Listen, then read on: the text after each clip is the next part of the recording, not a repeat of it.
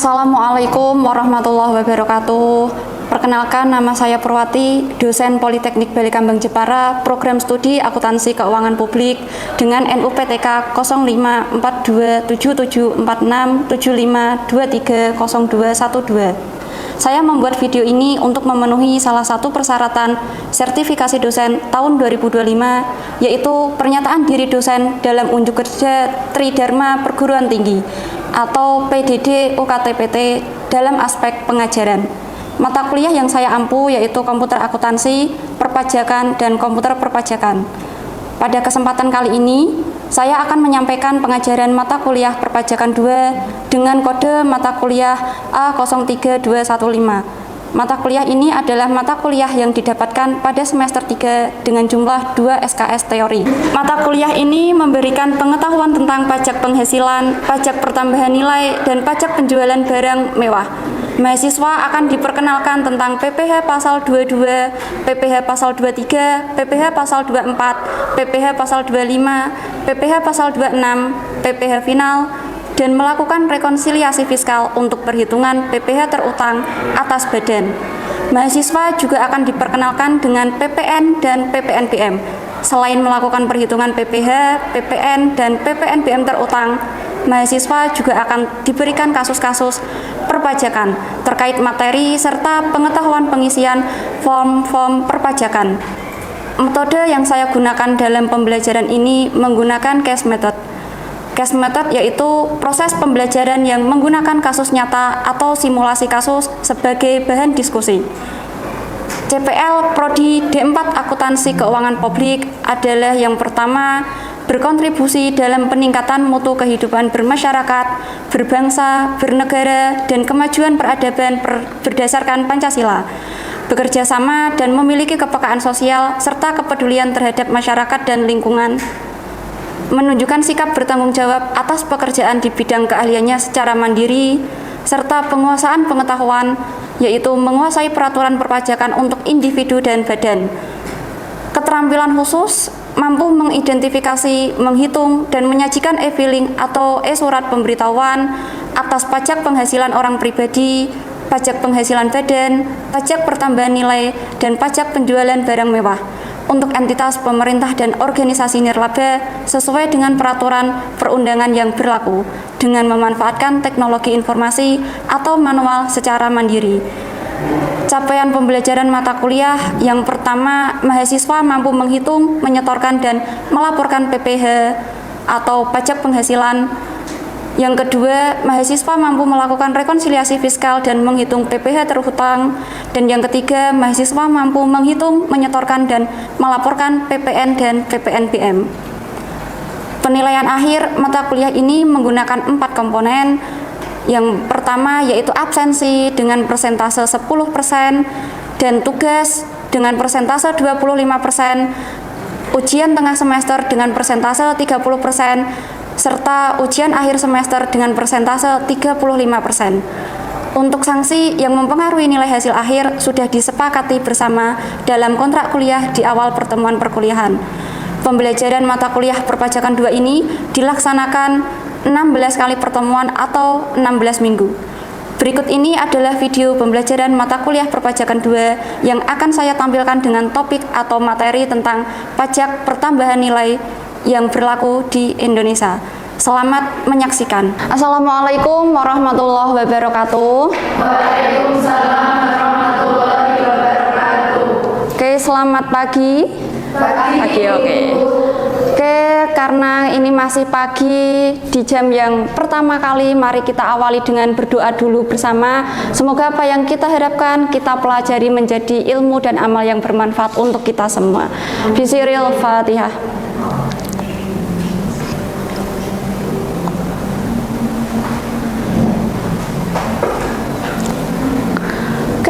Pertemuan untuk kali ini kita melanjutkan pembahasan yang kemarin, yang sebelumnya kita belajar terkait dengan biaya materai, dan kali ini materi kita sampai di tentang pajak pertambahan nilai atau biasanya disingkat PPN. Menurut kalian atau sepengetahuan kalian selama ini, kalian kan tahu bahwasanya PPN itu ya pajak yang harus dibayar, ya kan? Tapi apa ya menurut kalian PPN itu? Pajak tentang apa? Pajak tentang pertambahan nilai dari suatu barang atau jasa ya. Jadi pajak PPN adalah pajak yang dipungut atas barang dan jasa. Nah, itu definisi dari PPN. Pajak pertambahan nilai atau PPN adalah pajak atas konsumsi barang dan jasa di dalam daerah pabean, yaitu dalam negeri, yaitu daerah dalam negeri yang terkena pungutan pajak. Kemudian subjeknya apa saja dan objeknya apa saja, yaitu subjek adalah pihak yang wajib memungut, menyetor, dan melaporkan. Nah, bisa dilihat di layar subjek pajak, yaitu pengusaha kena pajak atau biasa disingkat PKP, yaitu orang pribadi atau badan yang dalam kegiatan usahanya melakukan penyerahan barang kena pajak atau biasa disingkat BKP.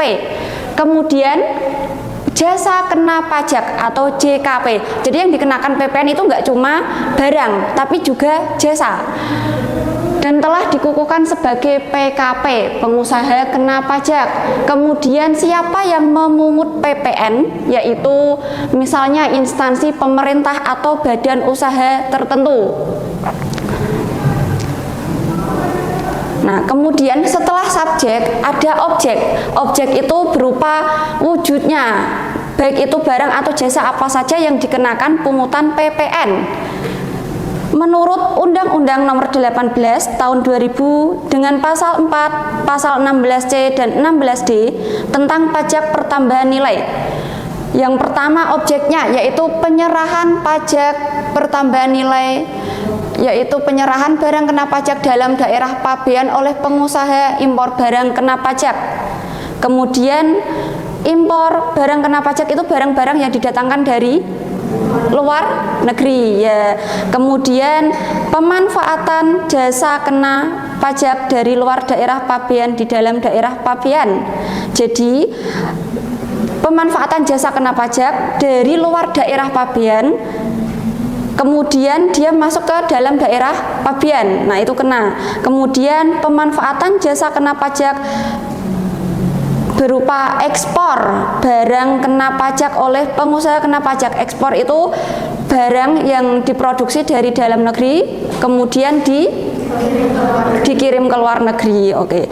Kemudian kegiatan membangun sendiri yang dilakukan tidak dalam kegiatan usaha atau pekerjaan oleh orang pribadi atau badan yang hasilnya digunakan sendiri atau digunakan pihak lain yang batasan dan tata caranya diatur dengan keputusan Menteri Keuangan. Kemudian penyerahan aktiva oleh pengusaha kena pajak yang menurut tujuan semula aktiva tersebut tidak untuk diperjualbelikan sepanjang pajak pertambahan nilai yang dibayar pada saat perolehannya dapat dikreditkan. Nah, kemudian setelah tahu subjek dan objeknya apa saja, kita akan belajar atau mengetahui tarif pajaknya. Nah, kalau tarif PPh 21 itu berapa? PPh 21, pajak penghasilan, tarifnya 5%, 15%, 25%, terakhir 35%. Sedangkan kalau pajak PPN, yaitu ada yang tahu? Pajak PPN 11%, tapi per 1 Januari 2025 mulainya ada tarif 12% yang diberlakukan, tapi tidak untuk semuanya. Jadi tarif 11% masih berlaku, namun ada kategori tertentu yang memakai tarif 12%. Nah, oke, kita lanjut ke tarif lebih mendalam. Nah, ini jadi tarif PPN 11% ini mulai berlaku tanggal 1 April 2022. Kemudian per Januari kemarin 1 Januari 2025 tarif PPN 12% diberlakukan pada barang mewah. Nah, jadi kategori barang mewah. Jadi tidak semuanya yang masuk dalam kategori objek pajak itu bisa di tarif 12%. Nah, jadi tetap ada yang 11%. Nah, kemudian kapan sih saat PPN itu dikatakan terutang? Nah, jadi PPN itu terutang saat yang pertama penyerahan BKP atau JKP. Apa itu tadi BKP? Barang kena pajak. Kalau JKP? Jasa kena pajak. Oke. Kalau PKP? Pengusaha kena pajak. Oke. Nah, kemudian impor saat barang masuk ke daerah pabean. Jadi ketika barang mulai masuk ke daerah pabean, dia langsung dikenakan terutang PPN, dinamakan terutang PPN. Artinya dia harus melakukan pembayaran PPN. Kemudian pemanfaatan BKP tidak berwujud atau JKP dari luar. Jadi mulai berlaku saat mulai dimanfaatkan, baik itu BKP atau JKP dari luar daerah pabean. Ketika masuk ke dalam daerah pabean harus sudah mulai dikenakan PPN. Kemudian bagaimana prosedur menghitung PPN? Nah, oke, kita contohkan rumus menghitung PPN-nya ya. Oke, tolong dibacakan soalnya. Diketahui beras 300 apa? 300.000. Kemudian PPN 11%. Nah, bagaimana perhitungannya? Yaitu rumus PPN. Oke, rumus PPN. Harga barang dikalikan tarif PPN, karena tarifnya ada yang 12. Oke, harga barangnya berapa? 300.000. Kemudian tarif PPN-nya 11%. Nah, kenapa kok ikutnya 11%? Tidak termasuk barang mewah, artinya dia barang non mewah. Oke. Hasilnya berapa? 300.000 dikalikan 11%? 33.000. Artinya PPN yang harus dibayarkan senilai 33.000. Nah, mudah ya perhitungannya ya. Lebih mudah ini atau PPh 21? Ini. PPN ya. Langsung ketemu ya. Nggak usah nyari nanti ikutnya PTKP berapa ya kan. Nah, ini contoh perhitungan PPN untuk barang non mewah. Oke. Kemudian lanjut ketika ada contoh barang mewah. Nah, ini contoh ketika ada barang mewah. Nah, saya hapus dulu.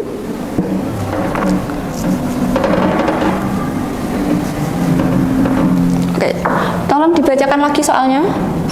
Sebuah jam mewah seharga 50 juta. Sebuah jam tangan, nilainya 50 juta.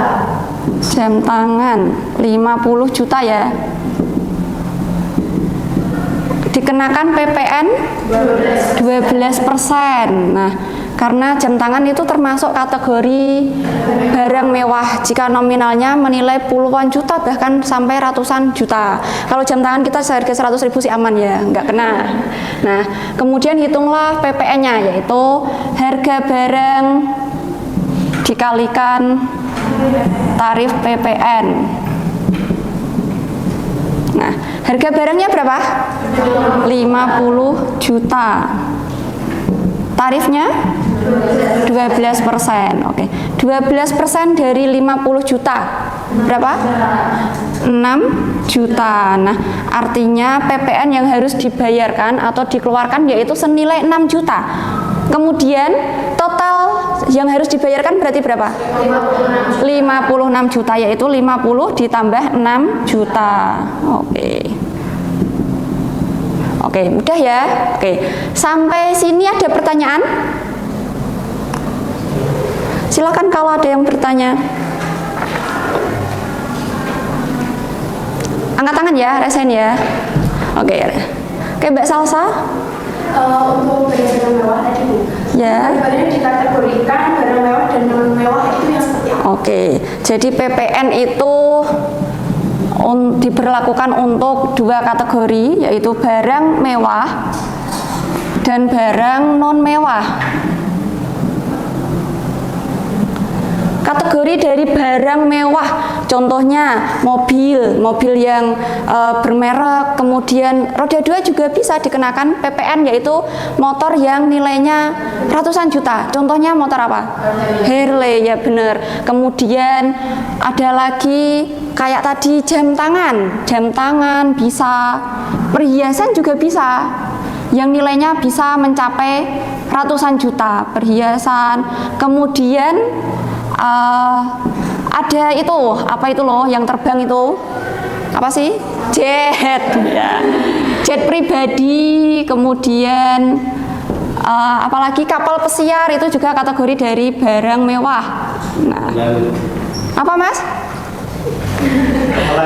Kemudian barang non mewah, contoh dari barang non mewah itu seperti kebutuhan sehari-hari, baik itu bahan pokok atau bahan pangan. Nah, seperti tadi ada beras, misal beras, kemudian jagung, gandum, kemudian hasil pertanian atau perkebunan, itu kategori dari barang non mewah ya. Jadi yang dialokasikan untuk kayak kebutuhan sehari-hari. Nah, kalau ini kan bukan kebutuhan sehari-hari, kalau barang mewah apa?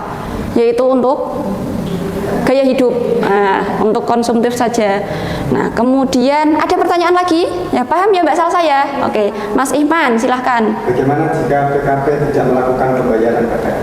Kalau PKP tidak melakukan pembayaran, oke, PKP. Jadi bagaimana hukumnya kalau pengusaha kena pajak tidak melakukan pungutan PPN? Bisa dua hukumannya. Yang pertama, dia akan dikenakan denda kalau keterlambatan atau kurang bayar. Jadi kalau mengalami keterlambatan bayar atau kurang bayar, dia dikenakan denda bunga sebesar 2%. Jadi 2% dari nominal pajak yang harus dibayarkan. Nah, jadi lebih banyak 2% lagi ya. Nah, kemudian bagaimana hukuman lainnya? Paling berat jika dia tidak melaporkan pungutan pajak PPN-nya. Jadi kalau tidak dilaporkan, dia bisa kena hukuman pidana. Nah, hukuman pidananya ini paling singkat sekitar 6 bulan dan paling lama adalah 6 bulan. Nah, kalau nggak hukum pidana, dia juga bisa dilakukan hukum denda, yaitu dengan membayar paling sedikit 2 kali lipat dari pajak yang dipungut atau paling banyak 4 kali lipat pajak yang dipungut. Oke, paham Mas Iman? Oke, ada pertanyaan lagi? Mbak Zelva, oke. Lalu kapan PPN harus disetorkan? Nah, bagus. Jadi kapan PPN itu harus distorkan? PPN itu distorkan 1 bulan berikutnya, paling lambat. Misalkan ini kan bulan Juli ya, berarti misalkan PPN bulan Juli kemarin, paling lambat distorkan itu adalah akhir bulan berikutnya, berarti tanggal 31 Juli 2025. Oke, bisa dimengerti? Oke. Oke, setelah itu ada satu studi kasus. Jadi saya minta nanti ada yang mengerjakan. Nah, jika kalian bisa mengerjakan, artinya kalian memahami materi PPN yang saya sampaikan hari ini. Oke, saya buka slide soalnya. Ya, sebelum ke contoh soal, ini materi yang terakhir terkait mekanisme perhitungan kredit pajak. Jadi PPN itu ada 2 jenisnya, PPN input dan output. Oke, jadi kalau PPN input itu namanya adalah pajak input pajak masukan. Kalau output berarti pajak keluaran. Artinya kalau input adalah pajak masukan, artinya yang harus dibayar ketika melakukan kayak pembelian. Tapi kalau kita melakukan penjualan barang atau jasa, artinya output atau pajak PPN keluaran. Oke. Ada latihan soal. CV Maju Bersama, perusahaan yang bergerak di bidang perdagangan alat elektronik dan juga menyediakan jasa perbaikan perangkat ke IT. CV ini adalah pengusaha kena pajak yang melakukan transaksi selama bulan Mei 2024 sebagai berikut.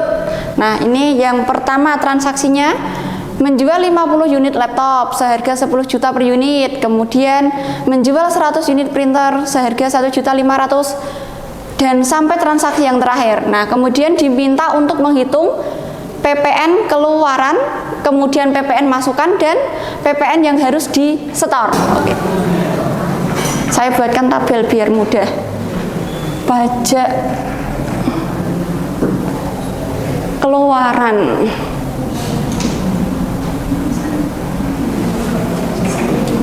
Nomor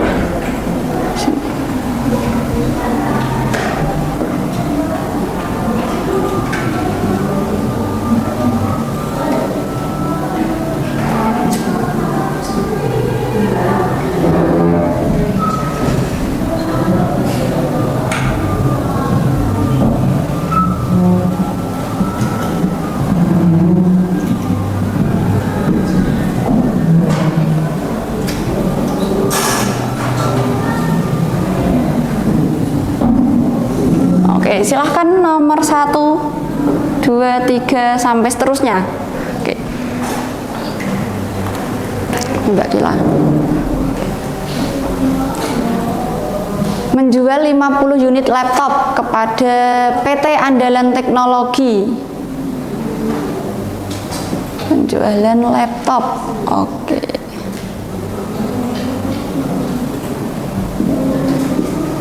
Nah, 50 unitnya bisa tulis ini aja. Ya. Ya, no, harganya 10 juta per unit.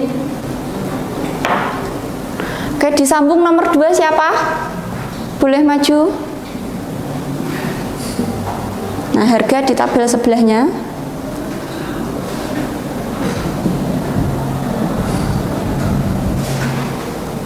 Total pajaknya.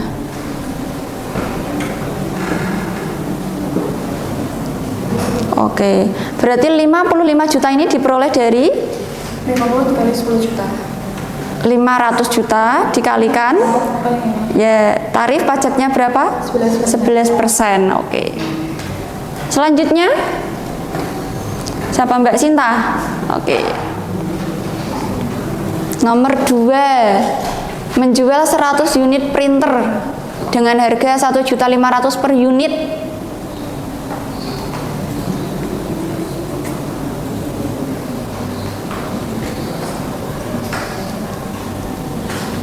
Printer 100 unit. Oke, dikalikan 1.500.000 dikalikan sebelahnya aja Mbak, kayak Mbak Kila ya. Nah, bawahnya bisa. Totalnya 150 juta. Oke. Kemudian pajaknya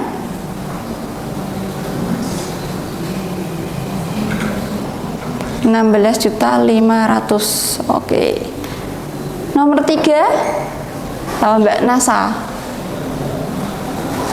Menyewakan ruang kantor kepada perusahaan lain ini jasa JKP 25 juta per bulan.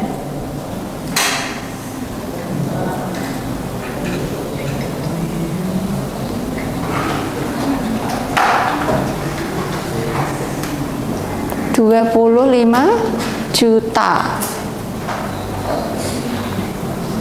Oke. Pajak yang dikenakan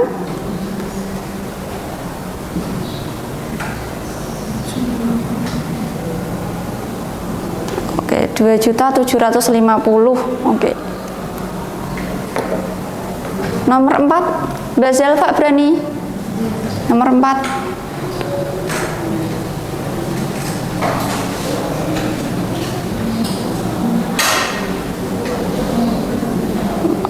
Nomor 4 itu kategorinya ikut keluaran apa masukan?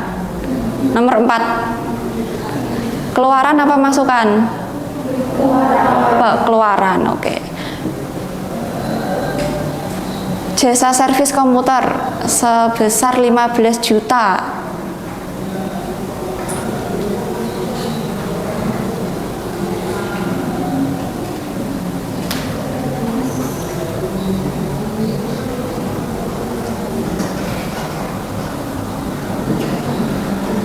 Oke.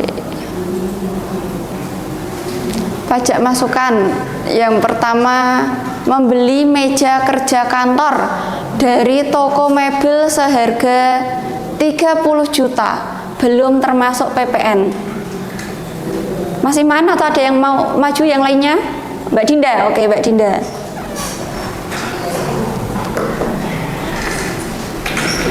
Yang terakhir Mas Naslur.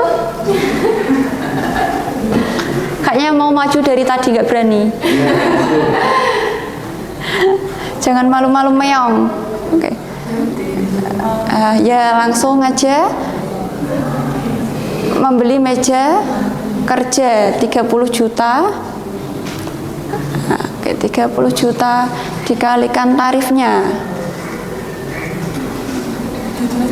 Ya boleh. 11% ya, hasilnya di bawahnya. Oke, 3.300.000. Nah, masih 31 pajak masukan. Jadi Mas Naslur. Oke. Jangan gitu grogi, nanti dia nggak berani maju. Oke. Membeli jasa keamanan sebesar 10 juta. Jasa keamanan 10 juta dikalikan 11%.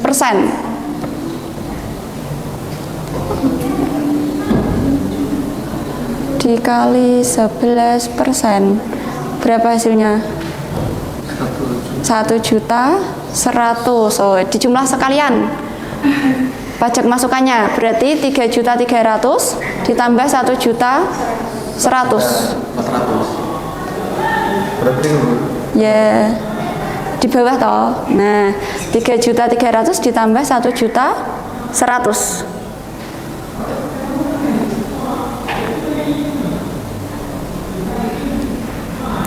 4.400.000. Nah, jadi kesimpulannya total pajak keluarannya berapa? 81.400.000, 81.400.000. Sedangkan pajak masukannya 4.400.000, sehingga pajak yang harus disetorkan berarti apa? Pajak yang disetor, pajak keluaran dikurangi masukan. Oke. Pajak keluarannya berapa? 81.400. 81.400 dikurangi 4.400. Hasilnya 7. Ayo berapa? 77 juta. Bener ya? 77 ya? Oke. Selesai, gampang ya? Oke. Ada pertanyaan lain lagi? Sudah, tidak ada. Mudah ya? Oke, terima kasih sudah menyelesaikan materi PPN pada hari ini dengan baik. Sampai ketemu di minggu selanjutnya dengan tema yang lain. Oke. Dari saya, jika tidak ada yang ditanyakan lagi, saya akhiri dan mohon maaf apabila hari ini ada kesalahan-kesalahan, baik itu maupun perbuatan atau tutur kata. Saya mohon maaf. Wassalamualaikum warahmatullahi wabarakatuh. Waalaikumsalam.